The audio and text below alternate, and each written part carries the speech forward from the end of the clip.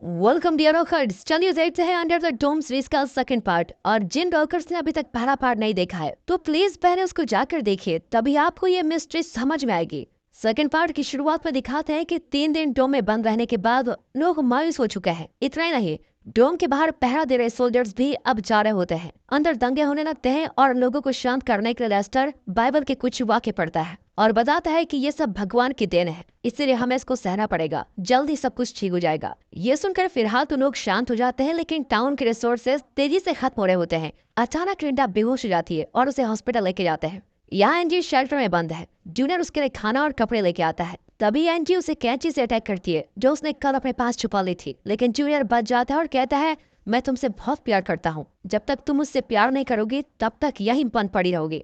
उसके जाने के बाद एनजी अंदर की पाइपलाइन को तोड़ देती है, जिससे शटर में पानी भर जाता है और इस वजह से वो बेड से गिरकर बेहोशी हो जाती है। यहाँ जूलिया अपने पति पीटर को ढूंढ रही होती है, जो अचानक गायब हो गया है। आरजे फिल्म के ट्रेलर के पास पीटर की कार को देखकर वो फिर से उसके बारे में पूछती है। फिर बताता है कि इस डोम के गिरने से पहले पीटर ने अपनी कार मुझको बेच दी थी। वो ये भी बताता है कि बारबी उसका फ्रेंड है, पर बारबी ने जूलिया से कहा था कि वो इस टाउन में किसी को नहीं जानता, मतलब उसने जूलिया से झूठ बोला था। इतने में फिर अचानक बेहोशी हो जाता है और उसको हॉस्पिटल लेके जाते हैं, पर वहाँ इसी तरह के कई केसेस आए होते हैं। जोई और नॉरी भी हॉस्पिटल में है। एलिस जो कि एक डॉक्टर है, वो हॉस्पिटल के डॉक्टर्स और नर्सेस की मदद करती है। ऐसा लगता है कि टाउन में कोई एपिडेमिक फैल रहा है, लेकिन उनके पास बहुत कम मास्क, ग्लव्स और एंटीबायोटिक्स है। जूलिया बारबी से पूछती है, तुमने मुझसे झूठ क्यों बोला? पर अचानक वो भी बेहोश हो जाती है। एलिस को लगता है कि सबको मेनिंजाइटिस हो रहा है, लेकिन हॉस्पिटल में स्पाइनल टैप किट्स बिल्कुल भी नहीं है जिसकी मदद से इस बीमारी को कंफर्म किया जा सके। फिर जिम जूनियर को एक गन देकर कहता है कि तुम इस हॉस्पिटल को गार्ड करो ताकि कोई इन्फेक्टेड पेशेंट हॉस्पिटल से बाहर न निकल सके, तभी हम इसे फैलने से रोक सकते हैं। फिर जिम और बारबी हॉस्पिटल के लिए मेडिसिन लेने फार्मासिस्ट के पास जाते हैं। यहाँ वाटर लेवल एनजी की नाक तक पहुंच जाता है और वो जाग जाती है। वो पानी को रोकने की कोशिश करती है, लेकिन सफल नहीं हो पाती। हॉस्पिटल में जूलिया फिर से मिलती है और वो कहता है कि पीटर ने मुझे कैबिन में बुलाया था। डॉक्टर जूलिया को बात करने से रोकते हैं, लेकिन वो जानना चाहती है कि उसका पति पीटर कैबिन में क्या कर रहा था। फिर जूलियर उसको बताता है कि जिस दिन मेरी बारबी के साथ लड़ाई हुई थी उस दिन वो उसी कैबिन में था। अब जूलिया का शक कंफर्म हो जाता है और वो छुपकर हॉस्पिटल के बैकडोर से बाहर चली जाती है और उसी कैबिन की तलाश में निकल पड़ती है। बारबी और जिम देखते हैं कि फार्मेसी एकदम तहस नहस पड़ी हुई है। जिम को शक होता है कि लेस्टर वहाँ के सारे मेडिसिन उठाकर ले गया होगा। दोनों लेस्टर के घर पर जाते हैं तो वो सारे मेडिसिन चला रहा होता है और कहता है, भगवान की यही मर्जी है कि यहाँ के लोग मर जाएं, इसीलिए उन्हें मेडिसिन की जरूरत नहीं पड़ेगी। पर ये दोनों उसको रोककर बची भी मेडिसिन को लेके आते हैं। हॉस्पिटल में लिंडा की क्रिटिकल कंडीशन को देखकर एक बुजुर्ग औरत अपनी मेडिसिन को देती है और कहती है, इस टाउन को लिंडा की ज्यादा जरूरत है। लिंडा को बहुत बुरा लगता है कि उसकी जान बचाने के लिए वो औरत मर गई। अब कुछ देर बाद पेशेंट्स बाहर जाने की जिद करते हैं, लेकिन जूनियर उन्हें गन दिखाकर वार्न करता है। उनकी घबराहट देखकर वो गन नीचे करता है और उन्हें सिचुएशन की सीरियसनेस समझाता है। तब जाकर वे उसकी बात मानते हैं।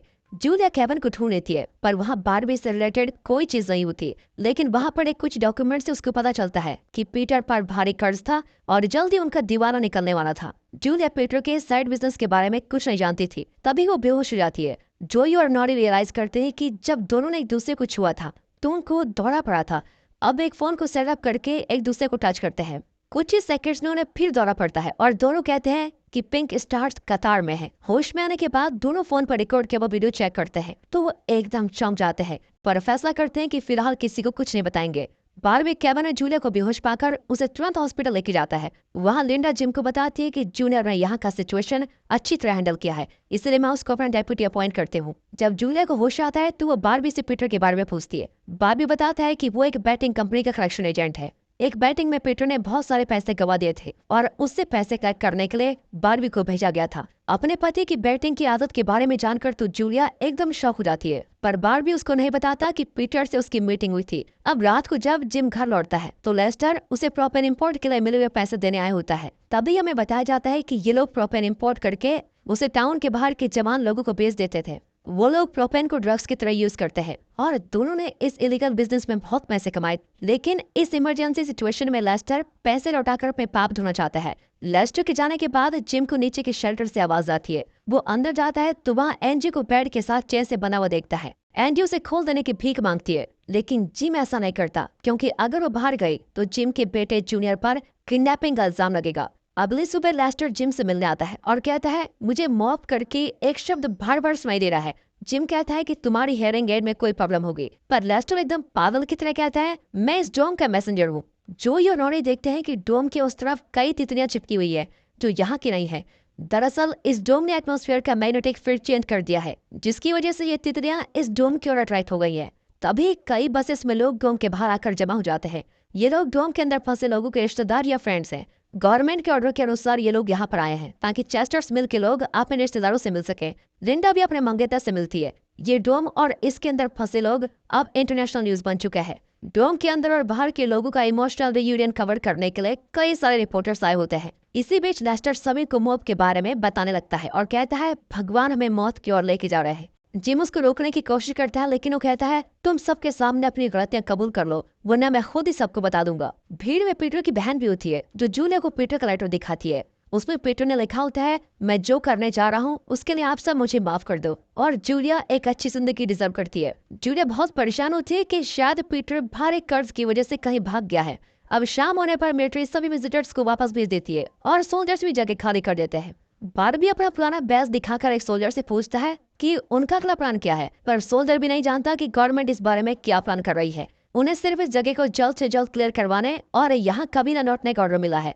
अब ये सुनकर बारबी एकदम चौंक जाता है और सोचने लगता है कि गवर्नमेंट ने ऐसा ऑर्डर क्यों दिया है। तभी उसे याद आता है कि लेस्टर मॉप करके एक शब्द कह रहा था। अब वो पता लगाता है कि मॉप का मतलब है मदर ऑफ ऑल बॉम्ब्स, यानी गवर्नमेंट ने इस डोम को हटाने के लिए चेस्टर्स मिल्स टाउन को ही बॉम्ब से उड़ा देने का फैसला किया है। और ये खतरनाक फैसला इसलिए लिया गया है क्योंकि डोम ने एटमॉस्फेयर के मैग्नेटिक फील्ड को चेंज कर दिया है, जिसकी वजह से बाहर के सभी जीव जंतुओं पर बुरा असर पड़ रहा है। आज बाहर के विजिटर को डोम के पास इसलिए अलाउ किया गया था ताकि चेस्टर्स मिल के लोग मरने से पहले आखिरी बार अपने रिश्तेदारों और दोस्तों से मिल सके। अब बार भी ये सारी बातें जूलिया, लिंडा और जिम को बताता है और वे बाकी लोगों को अलर्ट करते हैं। सभी को एक अंडरग्राउंड टनल में इकट्ठा किया जाता है। इनके बचने की वही एक उम्मीद है। जिम एनजी को आजाद कर देता है क्योंकि आखिर सभी मरने वाले हैं। एनजी अपने घर भागती है, लेकिन उसका भाई जोई वहाँ पर नहीं होता, पर एक कमरे में जूनियर गन लिए उसका इंतजार कर रहा होता है। वो एनजी को बम के बारे में बताता है और अपने केक के लिए एनजी से माफी भी मांगता है। अब ये जानकर कि वे जल्द ही मरने वाले हैं, एनजी बड़े प्यार से जूनियर का सर अपनी गोद में रखती है और बम के इम्पैक्ट का इंतजार करने लगती है। यहाँ टनल में एलिस और कैरोलिन को नोरी की बड़ी चिंता होने लगती है क्योंकि उसका कहीं पता नहीं चला है। पर नोरी और जोई बाहर एनजी का इंतजार करते हैं ताकि वे उसे बम के बारे में अलर्ट कर सके। पर जोई और भी परेशान है क्योंकि एनजी उस रात से गायब है जब ये डोम यहाँ गिरा था। ठीक 1:15 पर मिसाइल लॉन्च किया जाता है।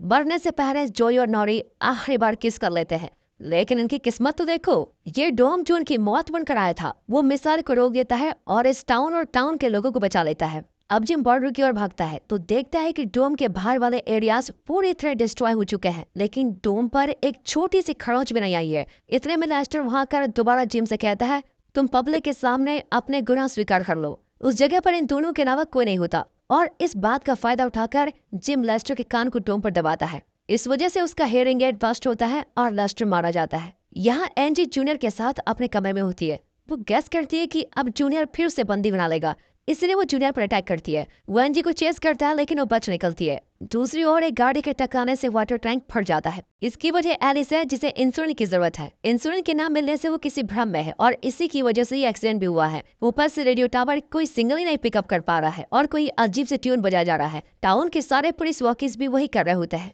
अब डोडी एक स्पेशल डिवाइस बनाती है जिसकी मदद से पता चलता है कि एक फ्रीक्वेंसी जो डोम के अंदर से आ रही है वो बाकी सारे सिग्नल को ब्लॉक कर रही है।